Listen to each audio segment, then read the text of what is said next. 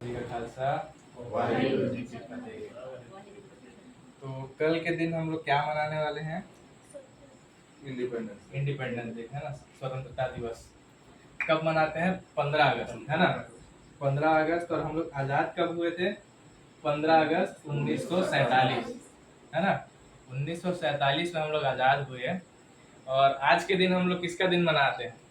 हम लोग नहीं, आज के दिन कौन आजाद हुआ था? पाकिस्तान, है ना। अब हम लोग आज जानेंगे कि वास्तव में आजादी हम लोग को कैसे मिला। अब आजादी के पहले हम लोग को समझना पड़ेगा कि यहाँ हम लोग गुलाम किससे बने? ब्रिटिश। अब ब्रिटिश यहाँ पर शासन कैसे किया वो समझते हैं, है ना। तो ब्रिटिश, ये इन लोगों का शासन करने का मेन प्लान नहीं था। ये लोग का मेन प्लान क्या था कि एक दूसरा लड़ाई चल रहा था और दूसरे जगह की दुनिया में, है ना। वो मेन लड़ाई क्या चल रहा था? ब्रिटिश और फ्रांस, है ना। दो लोगों के बीच में लड़ाई चल रहा था। अब यहाँ पर समझ लो, ये ब्रिटिश हो गया, फ्रांस हो गया, ये इधर के देश है ना। बस ऐसे समझने के लिए बता रहा हूँ। और ये एक पूरा एक महाद्वीप ले लो, ये एशियाई महाद्वीप में आता है। दूसरा महाद्वीप ले लोगे तो कौन सा आता है? यूरोप, है ना। वहां के ये दो देश हैं, ये हो गया ब्रिटेन, ये हो गया यूरोप, यूरोप बोलता हूँ, फ्रांस। ये हो गया फ्रांस। अब इन दोनों के बीच में लड़ाई चल रहा था कि इस महाद्वीप में कौन शासन करेगा, है ना। इन दोनों के बीच में लड़ाई चला कि इस महाद्वीप में कौन शासन करेगा। तो यहां से क्या हुआ, फ्रांस पहले हार गया किसी तरीके से। ब्रिटिश यहाँ जीता और फ्रांस हारा। लेकिन ये तय नहीं हुआ कि यहाँ कौन शासन करेगा, क्योंकि वो फाइनल लड़ाई नहीं था। तो फ्रांस क्या किया, इधर से ये समुद्र के रास्ते आ गया, इधर कहा, मद्रास बॉम्बे तरफ, है ना। अब इधर पहुंचने के बाद में फ्रांस क्या किया, यहाँ देखा कि यहाँ पर घुस के हम लोग थोड़ा बहुत मजबूत बन सकते हैं। तो उसके लिए वो क्या किया, यहाँ के एक दो शासन में जो बैठे हुए राजा थे, इन दोनों में भी लड़ाई चल रहा था। कैसे? इसके अंदर कौन शासन करेगा, इसके अंदर कौन शासन करेगा। यानी कि ये घर है ना। यहाँ पर दो भाई हैं, तो इन दो भाई में से कौन यहाँ बैठेगा, यहाँ कौन बैठेगा। इसका लड़ाई अलग था, इसके लिए दो भाई। यहाँ कौन बैठेगा, इसके लिए दो भाई अलग। ठीक है, ये दो अलग अलग शासन था। अब यहाँ फ्रांस क्या किया कि जो भाई राजपाट में बैठा था, उससे छोटे वाले को ये लोग जाके फुसलाते थे, उसको सपोर्ट करते थे। और बाद में ये पूरा शासन किसको दे दिए, जिसको वो लोग सपोर्ट किए। ठीक है, इसमें भी वो लोग ऐसे ही किए। अब ऐसे करके ये लोग फ्रांस वाले क्या किए, यहाँ पर सेटल हो गए। अब यहाँ से इन लोग को थोड़ा थोड़ा पावर मिलने लगा, है ना। थोड़ा थोड़ा पावर मिलने लगा। तो अब फ्रांस के बढ़ने से किसको नुकसान है? ब्रिटिश। ब्रिटिश को नुकसान है। तो ब्रिटिश क्या किया, अब वो भी इधर से ये पानी के रास्ते आया और पहुंच गया कहाँ, बंगाल। बंगाल पहुंचने के बाद में यहाँ पर थोड़ा सेटल हुआ और अपना एक कंपनी बनाया, ईस्ट इंडिया कंपनी, है ना। ईस्ट इंडिया कंपनी बनाने के बाद में क्या किया, यहाँ से ये, अब यहाँ जो हारे हुए राजा लोग थे, ये लोग कहीं कहीं जाके छुप गए। अब ब्रिटिश क्या किया, इनके पास गया। ब्रिटिश इनके पास गया और इनके थ्रू क्या किया, फिर से अटैक करके यहाँ पर इनको कब्जा दिला दिया। अब क्या हुआ, फ्रांस यहाँ से हार के फिर चला गया। अब ब्रिटिश क्या किया, अब यहाँ पर बैठ तो गया। अब पावर इसको यहाँ से मिल रहा है ना। पावर इसको यहाँ से मिल रहा है, तो यहाँ पर इसके बैठे रहने का तो इसको फायदा हो गया। अब यहाँ से जाना नहीं चाहते हैं। ब्रिटिश यहाँ बैठ गया, अब यहाँ से जाना नहीं चाहता है। अब इसको और पावरफुल बनना है। अब यहाँ से हम लोग क्या करते हैं, फ्रांस का कहानी खत्म करते हैं, है ना। अब यहाँ से हम लोग देखते हैं भारत का कहानी।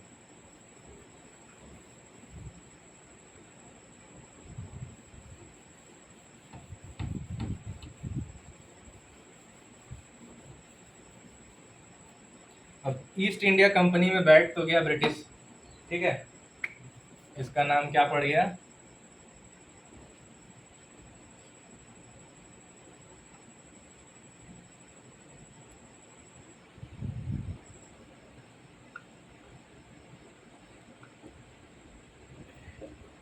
ये कंपनी आया इंडिया में, ठीक है। ये पहली बार था जब यहाँ पर कोई कंपनी बना। अब ये क्या करता था, ये 2 जगह शासन तो बैठा लिया अपना। अब धीरे धीरे इसको समझ में आ गया कि ऐसे ही हम लोग लड़ा के, एक दूसरे को इनसे लड़ा के, क्योंकि ये भारत जो था अलग छोटा छोटा छोटा छोटा राज्य था, यहाँ पर हम लोग ये पाकिस्तान का एरिया, अफगानिस्तान, ये सब हम लोग थोड़ा थोड़ा इसमें जुड़ा हुआ था उस समय। अफगानिस्तान हटा देते हैं, पाकिस्तान का एरिया जुड़ा हुआ था, इधर से ये थोड़ा सा और इलाका जुड़ा था बांग्लादेश का, है ना। ये भारत था उस समय। अब ये कंपनी क्या किया, इसको समझ में आ गया कि यहाँ पर शासन किया जा सकता है, क्योंकि ये पूरा जगह जो है एक नहीं है, लेकिन इसका मैप एक थोड़ा बना हुआ था। किस टाइम से? अशोका के टाइम से, है ना। अशोका के टाइम से एक सभ्यता यहाँ हम लोग शेयर किए थे, तो उसके वजह से एक मैप बना हुआ था, पर इसके अंदर में छोटा छोटा छोटा छोटा राज्य बटा हुआ था। अब ये सब एक दूसरे में लड़ रहे हैं। यहाँ पर मुसलमान भी है, हिंदू भी है, अलग अलग और छोटे छोटे ट्राइब भी हैं, है ना। लेकिन मेन राजपाट किसका चलता था? मुसलमान और हिंदुओं के बीच में। इन लोगों का झगड़ा भी चलता था। कभी कोई हिंदू राष्ट्र किसी मुसलमान के साथ जुड़ के किसी तीसरे हिंदू राष्ट्र को हराते भी थे, कभी 2 मुसलमान राष्ट्र मिलकर किसी एक दूसरे मुसलमान राष्ट्र को भी हराते थे। ऐसे चलता था। मतलब मुसलमान मुसलमान एक है वो भी नहीं है, हिंदू हिंदू एक है ऐसा भी नहीं था। ये कभी भी अपने आप को राजपाट में बैठाने के लिए कभी भी किसी के साथ फिट होके एक दूसरे को हराते थे। अब ब्रिटिश इसी चीज का फायदा उठाया। ये क्या किया कि अब धीरे धीरे जिसको जहां पर कब्जा जमाना है वहां वहां जो नीचे लेवल का है, यानी जो राजा है, उसको सपोर्ट नहीं करते थे, उससे नीचे वाले को सपोर्ट करेंगे जिसको राजपाट में बैठना है। अब जिसको राजपाट में बैठना है उसको सपोर्ट करके इसको पहले राजपाट दे देंगे, और उसके बाद में फिर ये लोग क्या करेंगे कि हम आपका मदद किए हैं, आप हमसे, मतलब आप हमको कुछ पैसा दो, है ना। ये पहला टैक्स सिस्टम था इनका कि अब हम आपका मदद किए हैं तो आप कुछ टैक्स के रूप में हमको पैसा ही दे दो। वो टैक्स नहीं बोलते थे इसको, वो सर्विस चार्ज बोलते थे कि हम आपका मदद किए तो हमको पैसा दो।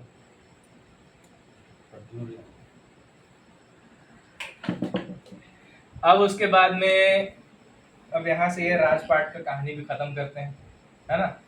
राजपाट का भी कहानी एक बात समझ गए कि मतलब यहाँ राजपाट बैठाने के लिए क्या सिस्टम ये लोग चलाए? लड़ाने का काम किया।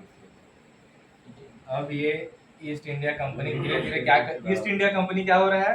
धीरे धीरे बढ़ रहा है। अलग अलग साम्राज्य में, अलग अलग राज्य में ये लोगों को ऐसे ही लड़ा के लोगों से उनसे पैसा लेके बढ़ रहा है। अब पैसा लेने के बाद में जब ये कंपनी काफी फैल गया, पैसा ले लेके कंपनी काफी फैल गया, तो ये राजाओं के बीच में क्या अपना मांग रखता है, एक ऑफर देता है। कंपनी है, बिजनेस करना है, पैसा कमाना है, तो राजा के पास जाके क्या करता था? ऑफर देगा। ऑफर में क्या रहता था कि हम आपको पूरा पूरा सर्विस देंगे, यानी कि हम आपको आर्मी भी देंगे, हम आपको हथियार भी देंगे, हम आपको बारूद भी देंगे, हम आपको सब देंगे, जिसके अगेंस्ट आपको लड़ना है हम पूरा मदद करेंगे, लेकिन बदले में हमको पैसा चाहिए।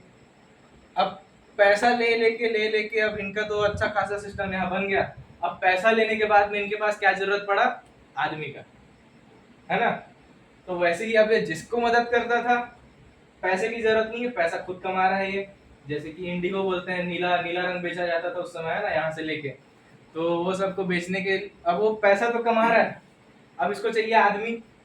तो ये राजाओं से क्या लेता था? उनकी सेना मांगता था कि हमको आपकी आर्मी भी चाहिए, ताकि हम उनको ट्रेन करेंगे, हम उनको हथियार से लैस करेंगे, और उसके बाद में आपको जहां अटैक करना होगा अटैक हम करेंगे, है ना। आपको बस बैठे बैठे शासन चलाना है। ये था उनका ऑफर। अब उसके बाद में क्या हुआ? अब ये इनके पास आर्मी भी भर गया। आर्मी भरने के बाद में ये लोग क्या सिस्टम चलाए? अब इनको जरूरत है जमीन का, है ना। अब इनको जरूरत है जमीन का, तो अब ये जिसका मदद करते थे, अब धीरे से पहले पैसा लिए उनसे, फिर उसके बाद में उनसे आदमी लिए, है ना। अब उसके बाद में ये लोग क्या लेना शुरू किए? जमीन। ये इनका सर्विस चार्ज था। अब समझ लो, एक धीरे धीरे करके एक एक साम्राज्य में ये लोग ऐसा ऐसा काम किया, है ना। जैसे समझ लो ये 2 जगह में ये लोग शुरू में कब्जा जमाए, तो पहले इसी जगह से ये लोग पैसा लिए, फिर इन्हीं दोनों जगह से इन लोग आदमी लिए, फिर इन्हीं दोनों जगह से ये लोग जमीन लेना शुरू किए। अब ये करते करते जब धीरे से राजाओं को पता चलता है कि पूरा कंट्रोल तो हम ब्रिटिश को दे चुके हैं, पैसा भी दे दिए, आदमी भी दे दिए, जमीन भी दे दिए, बस हम बैठे ही हुए हैं, है ना। अब धीरे से जब ये एहसास होता था तब तक पूरा पावर कंपनी अपने अंदर ले लेता था। ये सिस्टम था ब्रिटिश का। ऐसे ही करते करते ये बहुत सारे जगह में कब्जा जमा लिया, है ना। अब ये इतने सारे जगह में कब्जा जमाने के बाद में इसको ये लोग क्या नाम दिए थे? कॉलोनियल रूल, है ना। इसको बोला जाता था कॉलोनियल रूल। ब्रिटिश का क्या सिस्टम चलता था? Colonial rule. अब जमीन जब मिल गया इनको, जमीन मिलने के बाद में सबसे अहम चीज जिससे पैसा कमाया जा सकता है वो क्या था? टैक्स। कि अब ये जमीन तो ले लिए हैं, इसके अंडर में जब ये जमीन ले लिए हैं तब ये जमीन लोगों को छोटा छोटा जमीन देते भी थे कि आप लोग इसमें खेती करो, खेती करके उसका टैक्स हमको दो, यानी कि उस जमीन से कमाओ भी, उस जमीन से जो कमा रहे हो वो हमको दो भी, और प्लस उस जमीन में कमा रहे हो उसका टैक्स भी दो, है ना। ये सिस्टम था ब्रिटिश का। अब ये समझ लो 1930-35 तक ये पूरे देश में लगभग कब्जा जमा लिया है ना। 1930-35 के आसपास ये पूरे देश में कब्जा जमा लिया है। अब ये पूरा देश में कब्जा जमा लिया, फिर क्या हुआ? 1935 में पहला बना गवर्नमेंट ऑफ इंडिया एक्ट। तब क्या था ये? जैसे 1935 में क्या हुआ? ईस्ट इंडिया कंपनी पूरे तरीके से बढ़ गया। अब बढ़ गया तो बाहर जो वहां ब्रिटिश के लोग हैं, है ना, मेन जो वहां क्वीन एलिजाबेथ बोलते हैं, तो वो क्या की कि अपना एक और जो लॉर्ड बोलते हैं ना, लॉर्ड बाद में यहाँ पर आए, फिर यहाँ के गवर्नर बने, है ना। तो वो लोग बाद में यहाँ आके क्या करते हैं, ये पूरा का पूरा एक कंपनी बन गया है अब, है ना। ये पूरा का पूरा एक कंपनी बन गया है। तो इस कंपनी को चलाने के लिए क्या करना था? एक मेन लीडर था, एक मेन लीडर चाहिए, है ना, चेयरमैन या फिर सीईओ जो भी चाहिए। तो उसके लिए वहां से भेजा जाता था लॉर्ड। अब उसके पहले का हम लोग एक थोड़ा सा कहानी समझते हैं। 1930 में सबसे अहम जो हमको एक चीज मिला जमीन का, हमको जमीन मिला 1930 में, हमको जमीन मिला, है ना। जिस जमीन में हम खुद ही कमा रहे थे वो हमको 1930 में मिला। कैसे? मिसल रिकॉर्ड।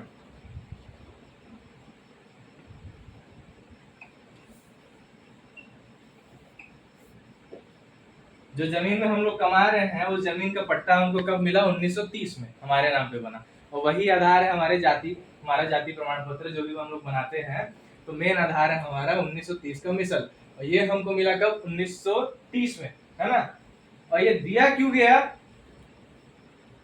क्योंकि समझ लो आपका जमीन पूरे भारत में एक छोटा सा जमीन है ना। तब तक कोई रिकॉर्ड नहीं था कि कौन सा जमीन किसका है। उसके पहले क्या चल रहा था? जमींदारी सिस्टम। जो यहाँ के जमींदार लोग थे वो लोग फिर वहां से पैसा वसूलते थे, या फिर धान बोरा जो भी वसूलेंगे, है ना। तो वो जमींदारी सिस्टम चलता था यहाँ।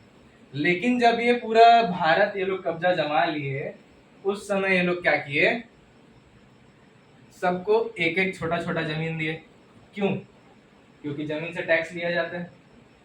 जमीन से टैक्स लिया जाता है इसलिए एक जमीन, समझ लो आप तीनों एक परिवार के हो, तो आप तीनों एक ही परिवार में कमा रहे, आप तीनों अलग अलग तरीके से जमींदार लोग को थोड़ा थोड़ा पैसा दोगे।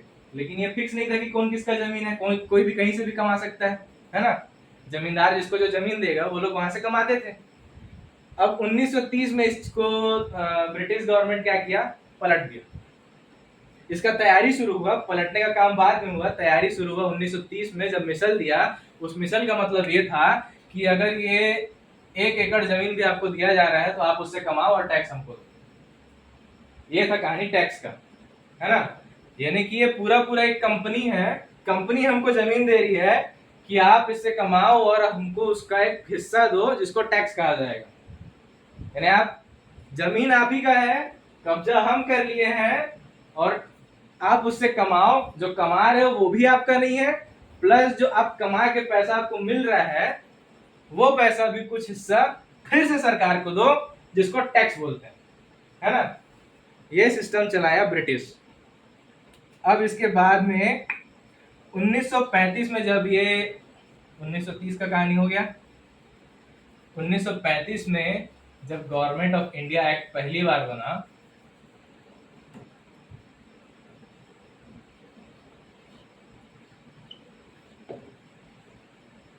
तब ये क्या था, ब्रिटिश इंडिया।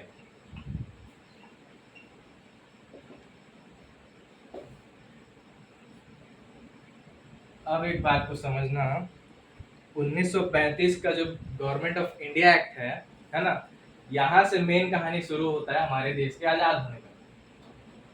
किसी को भी लगता है कि देश एकदम लड़ झगड़ के हम लोग आजाद करा लिए, लेकिन अगर एक आखिरी कहानी में पूछूं सबसे कि ऐसा कौन सा आखिरी पल था जो ब्रिटिश यहाँ से छोड़ के चली गई, किसी को मालूम है?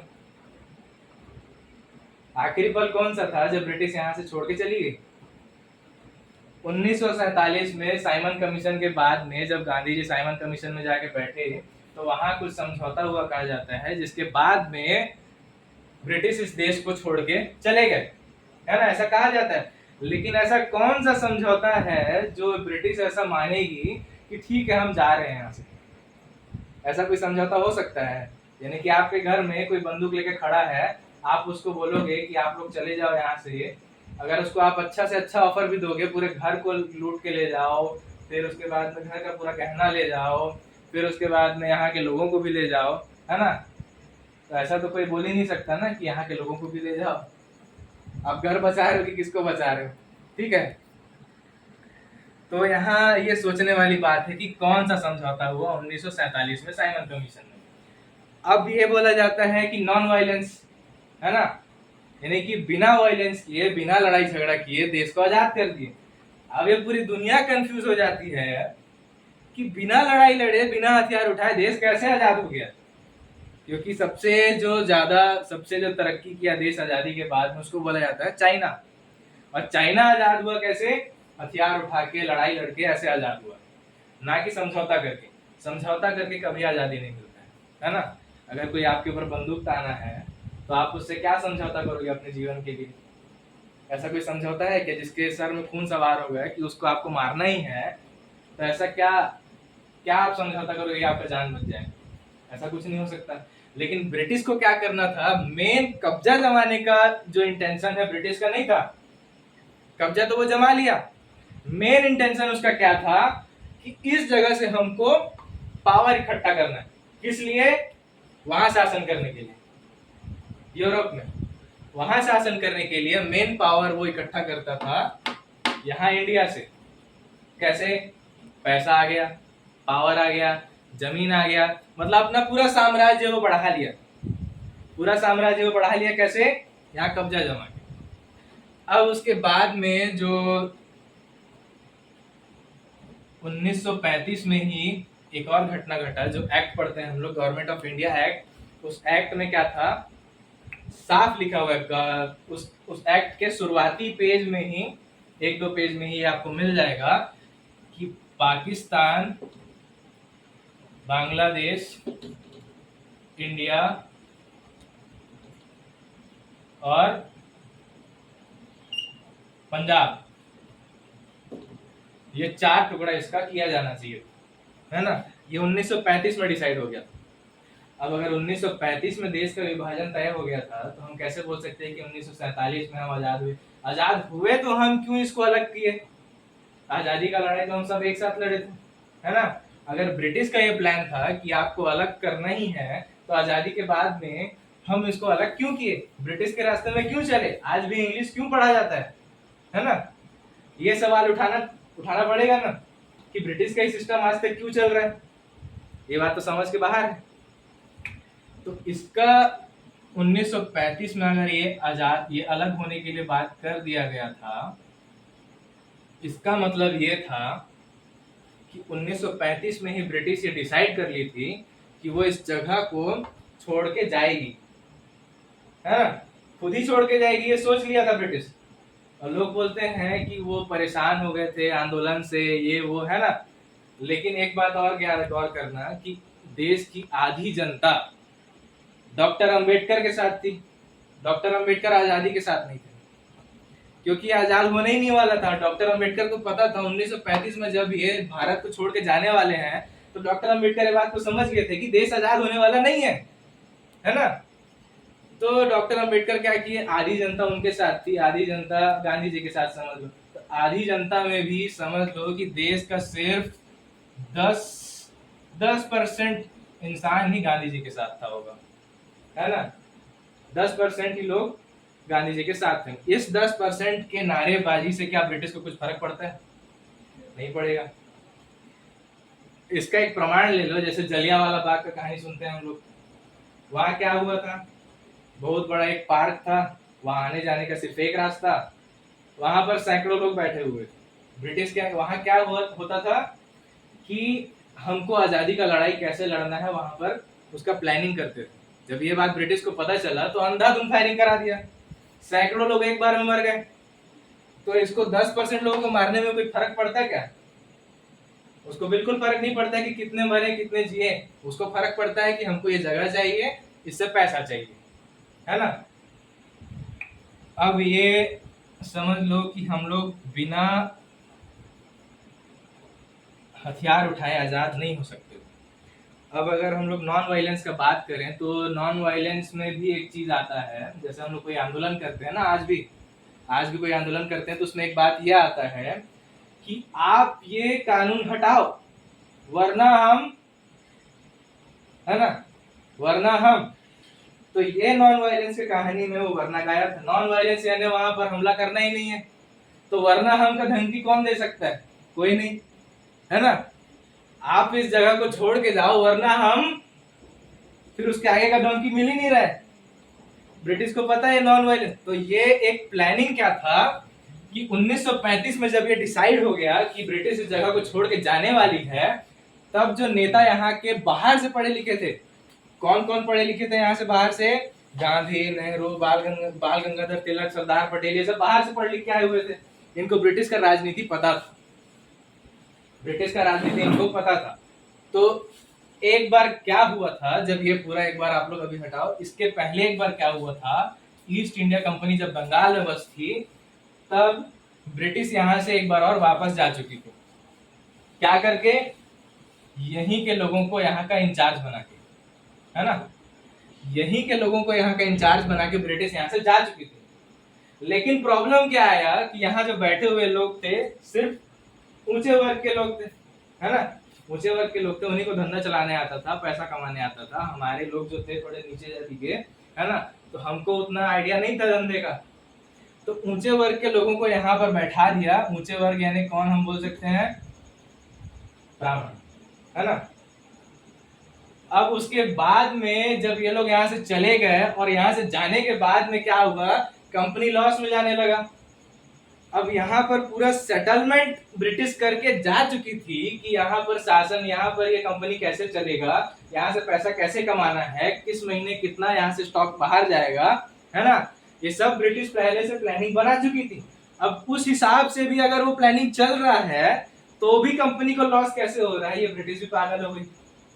तो यहाँ कहानी क्या था कि जो ये लोग यहाँ बैठे हुए थे ये वास्तव में ईमानदार नहीं थे कंपनी के लिए, है ना।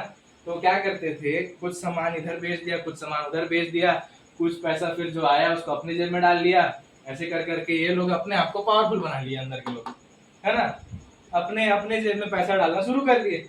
अब ब्रिटिश इस चीज से पागल हो गया कि हमारा कंपनी लॉस में कैसे जा रहा है। तो ब्रिटिश फिर आया, ब्रिटिश फिर घूम के आया और उस समय पूरा कंट्रोल अपने हाथ में लिया और फिर उसके बाद में फैलना शुरू किया।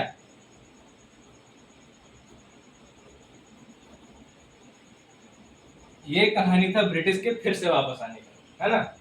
अब फिर इसके आगे हम लोग समझते हैं 1935 में जब ये देश के विभाजन का बात हो गया, तो फिर उस समय लोगों को समझ में आ गया कि ब्रिटिश यहाँ से जाने वाली है और यहाँ जो कहानी हुआ था वो फिर से होने वाला है, लेकिन सिर्फ बंगाल में नहीं, पूरे भारत में। यही कहानी फिर से पूरे भारत में होने वाला है। तो ये जो गांधी, नेहरू, फिर बाल गंगाधर तिलक, सरदार पटेल, ये लोग क्या किए, राजनीति खेलना शुरू किए अपने आप को क्या ऊंचा उठाने के लिए। यानी कि जो सबसे पावरफुल रहेगा उसको यहाँ का कंट्रोल मिल जाएगा। है ना। इसीलिए आंदोलन शुरू हुआ। आंदोलन क्या क्या आया? सत्याग्रह आंदोलन, नमक कर का आंदोलन, है ना, ये सब आंदोलन आया, यानी कि जिसमें कोई लड़ाई झगड़ा नहीं है। लेकिन क्या वो करके हम लोग आजाद हो सकते थे? नहीं हो सकते थे। उससे सिर्फ क्या हुआ? भीड़ जमा हुआ। अब ये करके जो जो नेता थे, यानी कि गांधी, नेहरू, बाल गंगाधर तिलक, है ना, ये लोग क्या किए, अपने आप को ऊंचा दिखाने लगे कि हम पॉलिटिकल लीडर हैं, हमारा पहुंच बहुत ज्यादा है, हमारी बात लोग मानते हैं। यानी कि अगर सब लोग हमारी बात मानते हैं तो यहाँ पर बैठने का हक अधिकार हमारा है। ये वो लोग ब्रिटिश के सामने दिखाना चाहते थे। और ब्रिटिश भी इनको यही बोला कि हम ये जगह छोड़ के जाएंगे, और जाने के बाद में यहाँ कौन बैठेगा ये आप लोग अपने आप में तय करो। अब अगर अपने आप में तय करने की बात है तो हम लोग आपस में लड़ेंगे, है ना। अब यहाँ क्या करना था? अगर आपस में लड़ते तो ये साफ दिखता है इतिहास में कि ये लड़ाई जो है आजादी का लड़ाई नहीं है, ये सिर्फ सत्ता हासिल करने का लड़ाई है। इसके लिए क्या शुरू किए? नॉन वायलेंस, यानी कि बिना हथियार उठाए आजादी का आंदोलन। उस आजादी के आंदोलन के नाम पे सिर्फ ये हुआ कि सिर्फ भीड़ इकट्ठा जमा करके वो लोग अपने आप को ऊंचा दिखाए। अब ये लोग अब यहाँ पर कंट्रोल कैसे लाना है, कंट्रोल किसका आएगा, ये बात समझ गए। अब एक दूसरा कहानी हम लोग देखते हैं। अब फिर से हम लोग आ जाते हैं कहाँ? भारत के बाहर विश्व युद्ध में। ठीक है,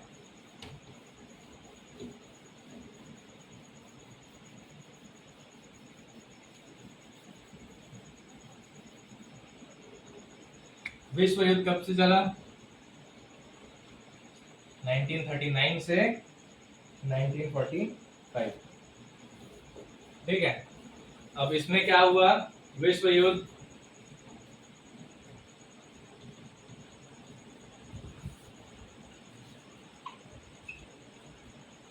द्वितीय, वर्ल्ड वार 2।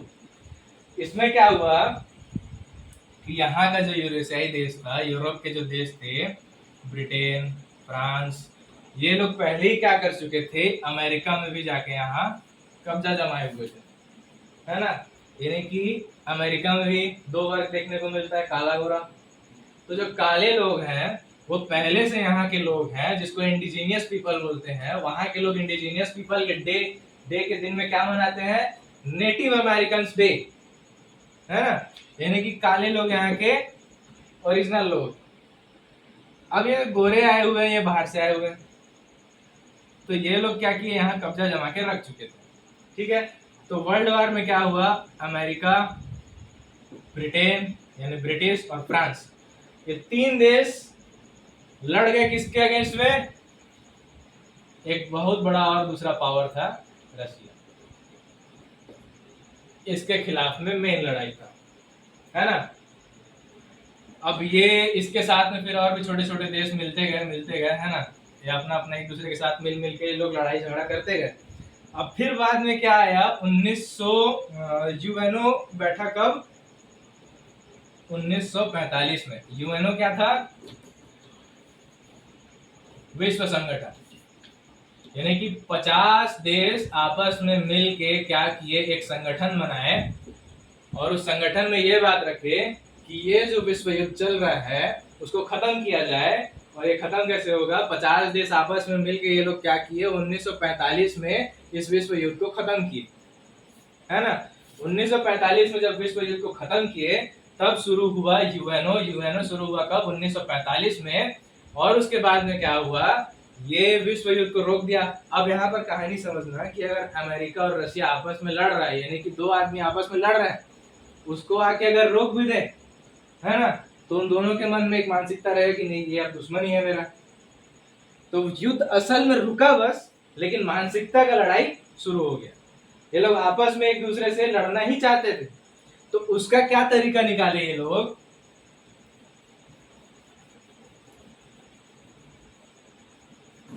जब ये युद्ध चल रहा था तो जब अमेरिका जिन जिन इसके आसपास के देश में कब्जा जमाना चाह रहा था, है ना, उस देश को रशिया क्या करता था? अपना सिक्योरिटी देता था, अपना आर्मी देता था।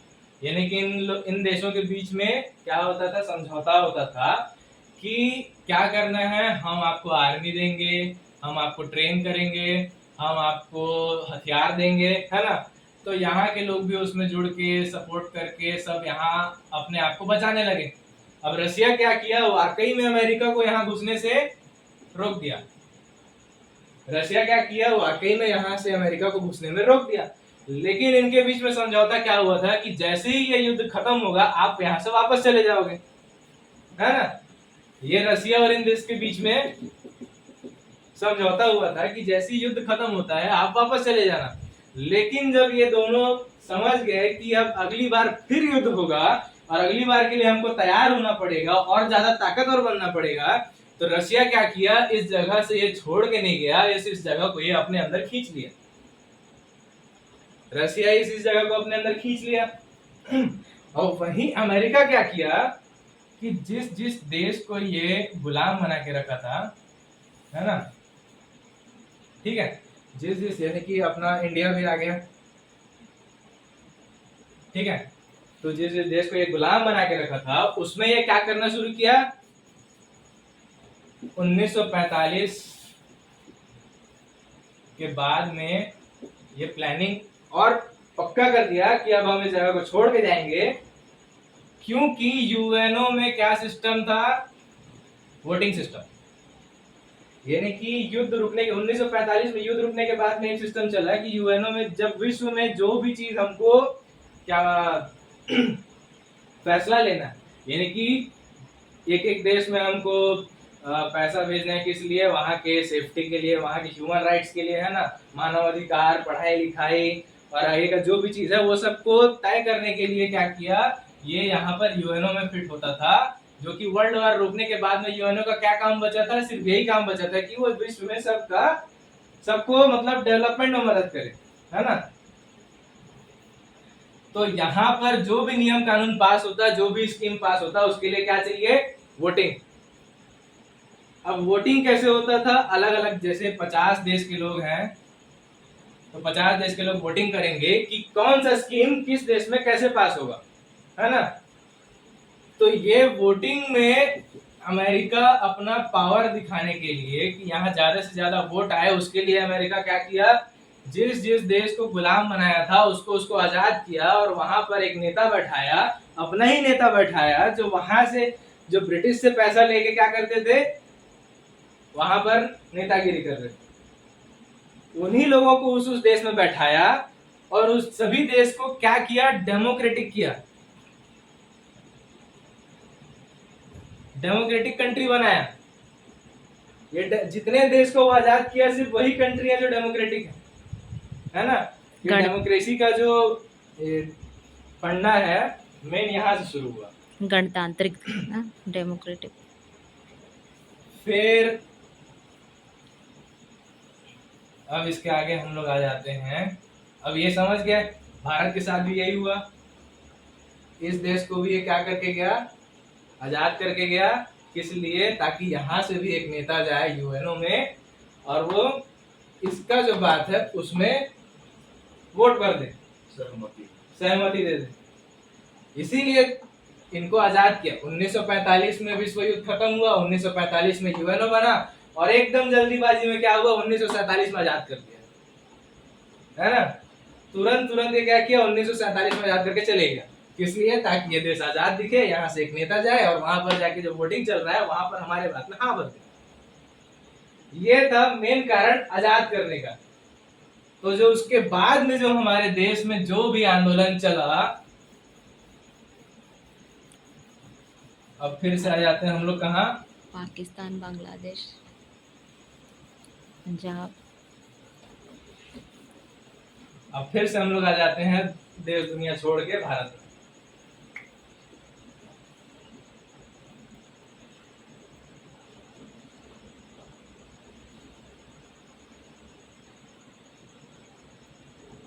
ठीक है, अब यहाँ पर 1935 में क्या क्या विभाजन का बात हो गया था। अब ये देखना 1945 में जब विश्व युद्ध खत्म हुआ, 1935 में ये छोड़ के जाने का बात कर चुके थे, तो उसी बात का ये लोग फायदा उठाए कि हम यहाँ से छोड़ के तो जाने वाले हैं।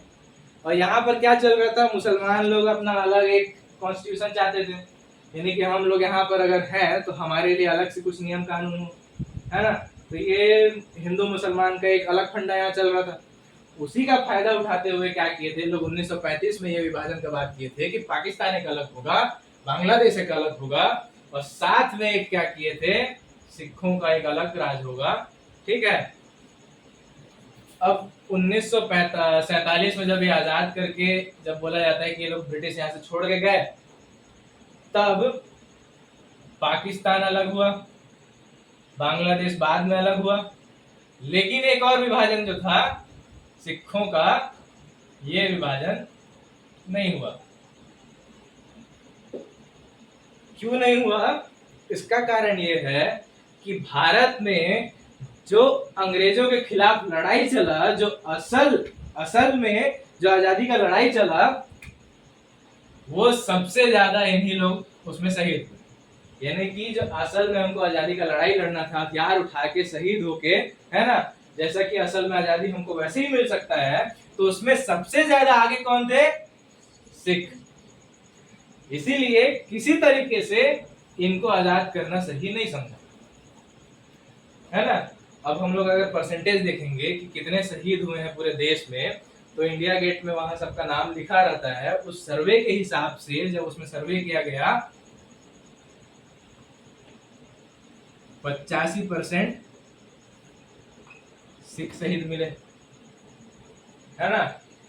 यानी कि खतरा क्या था, अगर इनको असल में आजाद कर दिए तो इनको तो वाकई में आजाद रहना है, ये लोग ब्रिटिश के नीचे रहने वाले नहीं है। अगर इनको असल में आजाद कर देते तो ये वाकई में आजाद हो जाते, और इनसे आजादी का जो क्रांति है बाकी देश में भी फैल जाता। इस कारण से सिखों को आजाद देश नहीं मिला।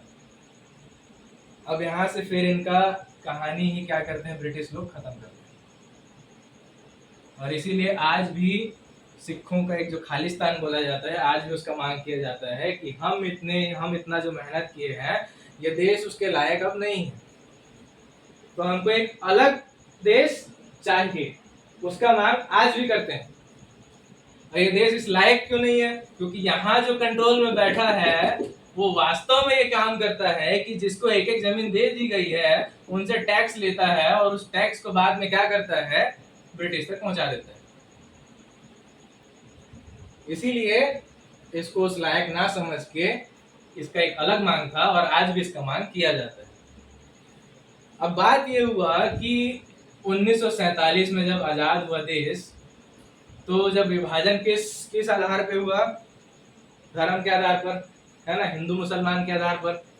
तो अगर ऐसी बात थी तो एकदम शांति से समझौता करके लोगों को वहां पर ले जाया जा सकता था, है ना।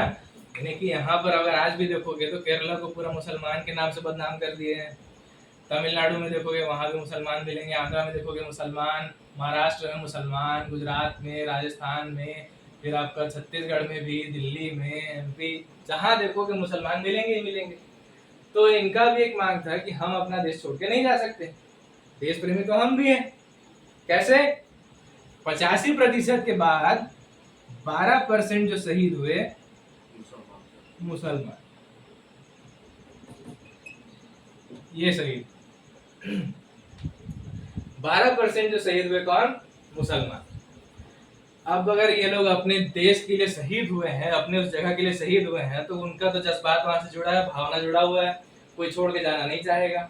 इसलिए मांग ये था कि आप यहीं पर जिस जिस जगह में मुसलमान हैं उसी जगह में 2 कॉन्स्टिट्यूएंसी बनाइए, यानी कि 2 राज्य बनाए, मतलब 2 लोगों का राज्य बनाइए, जहां मुसलमान का एक अलग नियम कानून होगा और हिंदुओं का एक अलग नियम कानून होगा।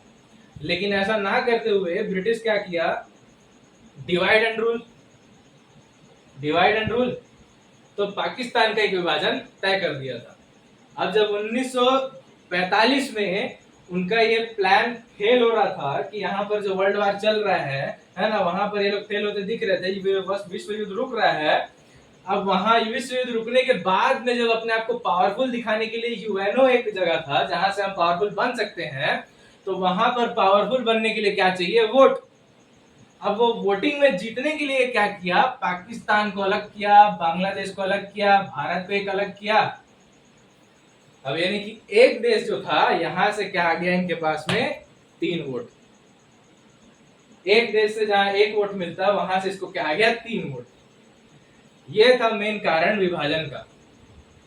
अगर ये विभाजन नहीं होता तो आज के देश में शायद मुसलमान और हिंदू यहाँ पर झगड़ते भी नहीं, है ना। अब ये इन दो देश के बीच में विभाजन हुआ है, वाकई में विभाजन हुआ है। उस समय दंगा कराया गया, हिंदू मुसलमान का दंगा कराया गया। अब वो दंगा के कारण ये विभाजन हुआ है, ये दिखाने के लिए क्या किया जाता है, आज भी दंगा कराया जाता है। पाकिस्तान एक अलग देश है, उसका वर्चस्व दिखाने के लिए क्या किया जाता है, पाकिस्तान के खिलाफ भड़काया जाता है, और यहाँ के लोगों को यहाँ के खिलाफ भड़काया जाता है ना। इस वजह से हिंदू मुसलमान का दंगा होता है। अब यहाँ हम लोग देखते हैं 85 12 टोटल कितना हो गया 97। अब ये 97 अगर सिख और मुसलमान ही शहीद हुए तो भारत में और बाकी जनता क्या कर रही थी, हमारे लोग तो उसमें थे ही नहीं, एक तरीके से मान सकते हो, है ना। लेकिन कुछ कुछ जो हमारे लोग उसमें शहीद हुए, जैसे अभी एमपी का एक कहानी पता चला, जैसे रेंगा गोकू, है ना, वो तो बहुत पहले, तो वो बहुत पहले का कहानी है। लेकिन उनको अगर मान लो शहीद में हम गिनते भी हैं तो ठीक है, ये आ जाते हैं उसमें, ठीक है, गिनती में। खैर उनका नाम वहाँ इंडिया गेट में नहीं मिलेगा, वो अलग कहानी है।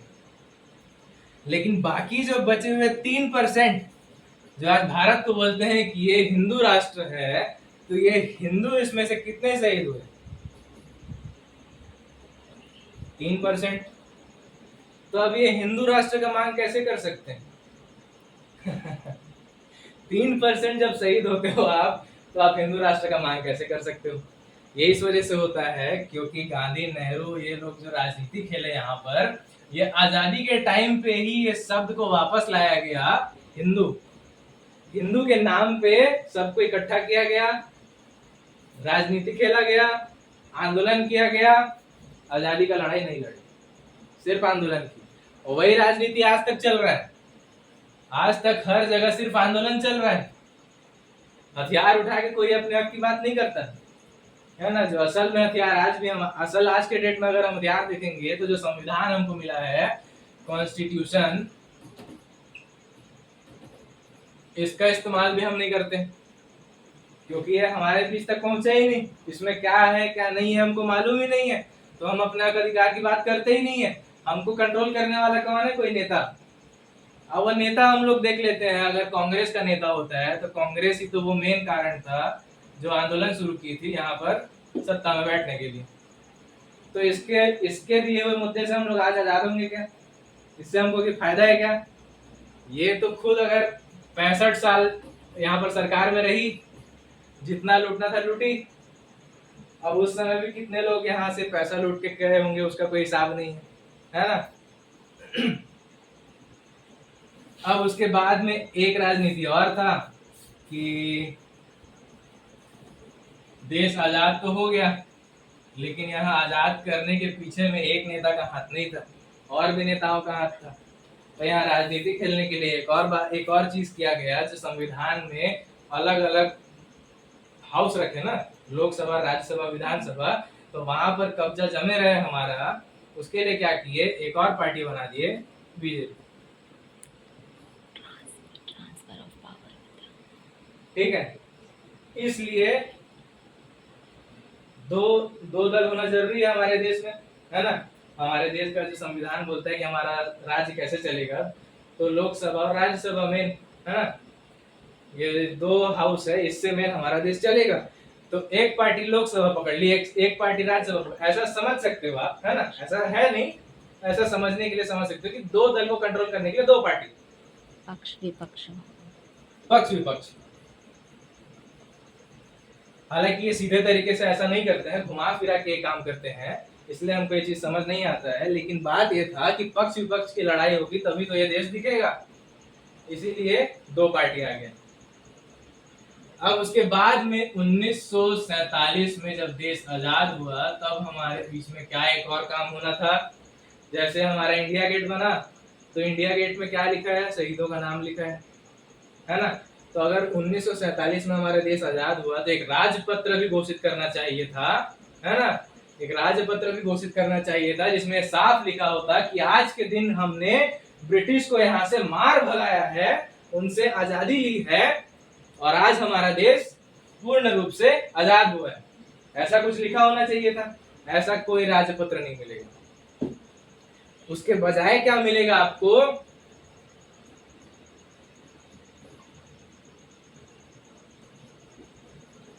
ट्रांसफर ऑफ पावर, जिसमें ये साफ लिखा है कि आखिरी जो गवर्नर है वो यहां से सत्ता जो है भारत की सरकार को, यानी जो ब्रिटिश इंडिया था, ब्रिटिश इंडिया से हट के गवर्नमेंट ऑफ इंडिया बना के गई, और इस गवर्नमेंट ऑफ इंडिया को ये ट्रांसफर ऑफ पावर दे के गई। यानी कि समझ लो आप, हम लोग सब मिलके एक पूरा एक घर बना लिए है ना, या फिर एक कंपनी बना लिए, समझ लो ये भारत देश कंपनी ही है जो ईस्ट इंडिया कंपनी आगे आगे बनी है ना।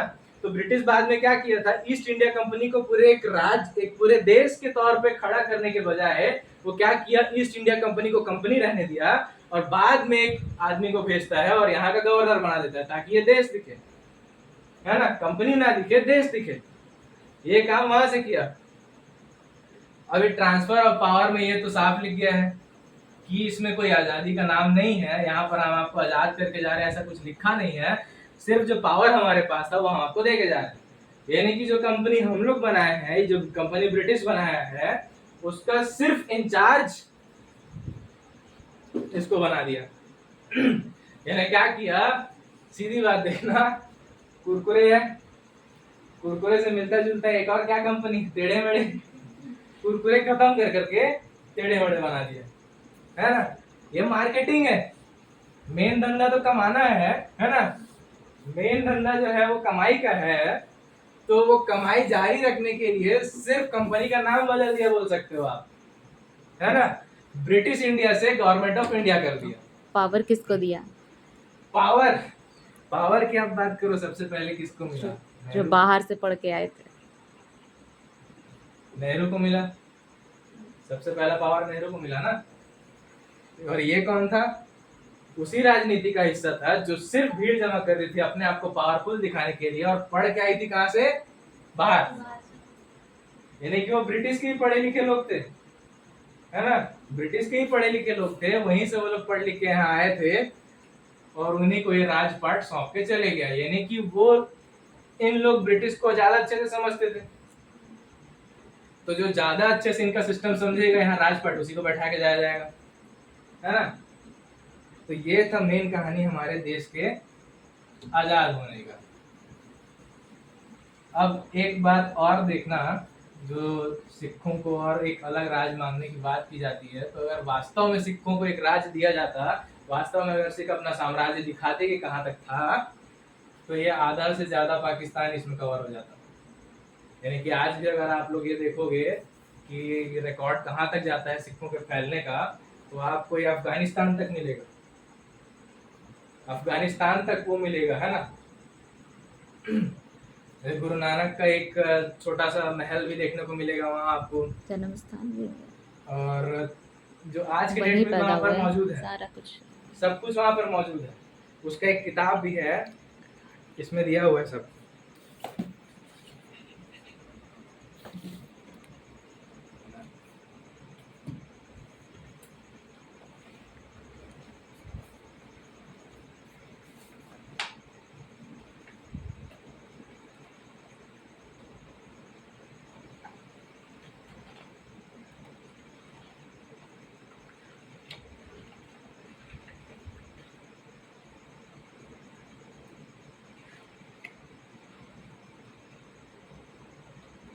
जैसे ये सब जो आपको देखने मिल रहा है ना, स्ट्रक्चर वगैरह ये सब,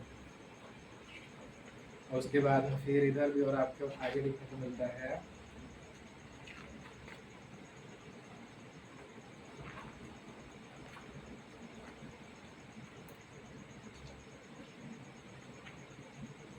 इसमें फोटो दिख नहीं रहा, सबको एक एक फोटो पहले दिखा देंगे, ठीक है बाद में। अब इसमें तो वो जगह दिख गया, लेकिन जो असल जो कहानी आपको देखने मिलेगा कि ये देश में आजाद होने के पीछे शुरुआत से सिखों का कितना शहीदी है, तो आपको इस किताब में बहुत अच्छे से देखने को मिलता है। कि इसका नाम है फूल जो लहू में खिले, और इसका जो इंग्लिश जो ओरिजिनल बुक आता है वो है the captivating the simple hearted, captivating the simple hearted, है ना। तो उसमें आपको सिखों से लेके शुरुआत बुद्ध के समय से कैसे यहाँ पर जंग छिड़ा, है ना, जो कास्ट सिस्टम था, है ना, वो सबको हटाने का सब इसमें आपको देखने मिलता है। अब एक अच्छा कहानी आपको मैं बताता हूँ, है ना। पहला रेलगाड़ी जो चला भारत में, पहला रेलगाड़ी जो चला, जैसे कि अगर शहीदी हम ना भी देखें, दूसरे भी इलाके में अगर सिखों को देखते हैं तो वहां पर जो पहला रेलगाड़ी चला, है ना, तो पहला रेलगाड़ी का इंजन जो था वो ठीक नहीं था। वो कभी भी या तो एक्सीडेंट हो सकता था, या तो पावर डिसबैलेंस हो सकता था, कुछ भी हो सकता था, है ना, ऐसा कुछ प्रॉब्लम उसमें पता चल रहा था। तो सबसे पहला जो बंदा था, बंदा तेजा सिंह, वो उस इंजन को पकड़ता है और चला के लेके जाता है ना। वो उस इंजन को ट्रेन को पकड़ के चला के लेके जाता है और अपने जहां उसको पहुंचना था वहां पहुंचाता है। और फिर जैसे आज के डेट में सिखों के पास आप जाओगे तो वहां पर कई लोग आज भी रेलगाड़ी को क्या बोलते हैं, तेजा सिंह। इंजन को क्या बोलते हैं, तेजा सिंह। कई लोग बोलते हैं तेजा सिंह बोलते हैं। मतलब उस जमाने में किसी को चलाने का मतलब कि हिम्मत नहीं हुआ उस इंजन को। वो इंजन कभी भी फट सकता था या रुक सकता था, एक्सीडेंट हो सकता था, कुछ भी हो सकता था उसमें, है ना। तो एक साहस का कहानी, मतलब अगर आप सिर्फ शहीदी का नहीं देखोगे तो दूसरा एक साहस की कहानी ये देखने को मिलती है। इस वजह से आज तक इनको एक अलग देश नहीं मिला, क्योंकि इनमें साहस इतना है कि ये खुद में क्या हो सकते हैं, स्वतंत्र, असल मायने।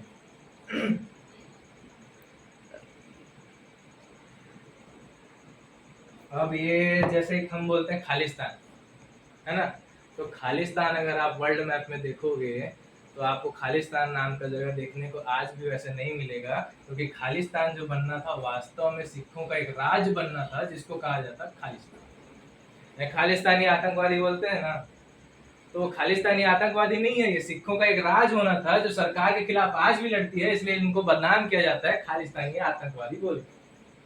वो आजादी की लड़ाई है जो आज भी चल रही है, वो बदनाम करने की बात है कि इनको खालिस्तानी आतंकवादी बोला जाता है। तो ये था हमारे देश के आजाद होने का पूरा कहानी। तो आप बताओ कि ये वास्तव में हम लोग आजाद हुए हैं? वास्तव में हम लोग आजाद हुए? थोड़ा बोलिए जोर से। नहीं हुए ना। तो उसी चीज का, आजादी का लड़ाई हमको आज भी लड़ना है। कैसे? मानसिकता। तो कल हम झंडा फहराएंगे किस चीज का? ट्रांसफर ऑफ पावर का। ये नहीं कि कुरकुरे से टेढ़े मेढ़े बनने का हम लोग आजादी का दिन मनाएंगे। जो चीज जो और ट्रांसफर ऑफ पावर मिला भी किसको? हमको नहीं मिला। निचली जाति के ऊपर में इतने 7,000 सालों से जो हमारे ऊपर क्या कर रहा है, जुल्म ढा रहा है, उसी को पावर मिला, और उसके पावर, वो जब पावरफुल बना उसको भी हम आजादी का दिन मनाते हैं। इसीलिए मतलब ब्रिटिश शासन के समय में जो है उनके साथ में जो हमारे देश के ऊंचे वर्ग के लोग उठते बैठते थे, उन्हीं को पावर को सौंप के गए। वो आज भी हमारा इस्तेमाल आंदोलन के लिए ही करते हैं। बस हम भीड़ जमा कर सकते हैं, हथियार उठा के लड़ने के लिए नहीं कर सकते। अगर हम हथियार उठा के लड़ेंगे तो जीतेंगे, उसमें हमारा देश जो है स्वतंत्र माना जाएगा। चलिए ठीक है, फिर आज का क्लास इतना ही। जैसे आधा घंटा बोले थे, आधा घंटा हो गया। तो